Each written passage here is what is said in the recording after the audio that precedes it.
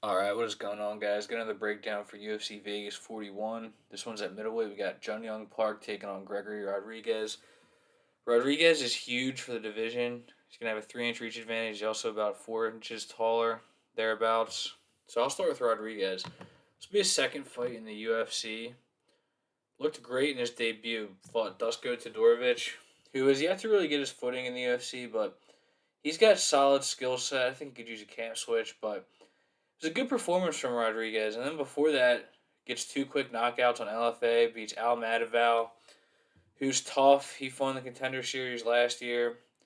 And then Rodrigues actually fought in the Contender Series himself. It's his one loss, really. I mean, he lost a couple fights when he first started, but since then, his only loss has really been Jordan Williams, who is pretty much just a brawler. He's just going to come forward and look to land something. That's pretty much how I describe his style, and he did it on that night. He ate some shots, but Rodrigues was clearly winning. He was getting in a good striking rhythm. And then Williams just catches him with one left uppercut, and that was pretty much it for Rodrigues. Tried to fight back, but he just ended up eating more shots. Gets put out pretty bad. So yeah, it's good to see that he bounced back strong, and he's looked really good recently. And the reason I want to kind of like come back to the Todorovic fight and I'll talk about it right away was because the one thing I was worried about with Rodrigues is he seems like he gets tired a little bit easily, but his cardio definitely held up in that one.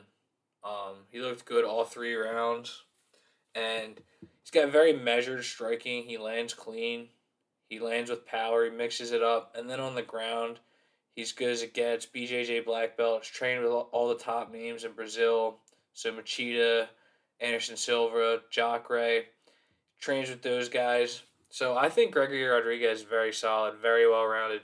And then Jun Yong Park, pretty much the same thing. He's on a nice little run here, 3 fight winning streak. And he's been mixing it up really well. He's another well rounded guy. He's also very durable, and I would have to give him the cardio edge in this one. But yeah, in his last couple fights, he's been salting away the decision by just working in his wrestling. And John Phillips' fight, he basically controlled him for the whole fight. Landed just these chipping ground and pound shots for the whole fight, and I'm pretty sure set a record for strikes on the ground. So goes right back to that against Tafon Chukwe, who pretty much just looks to strike. He doesn't have the greatest cardio either. He just comes forward and throws shots the entire time. And Park was able to work in some wrestling, was able to win that fight. I'm pretty sure there was a low blow too, and Chukwe might have been deducted a point. But yeah, Parks also got a very nice jab. I like that. Lost his UFC debut against Anthony Hernandez. Hernandez just turned it on after he was pretty much losing the fight. Has a nice flurry, pushes him back, ends up taking him down, and works in that anaconda choke. So yeah, this is an interesting matchup. I think both guys are very well rounded.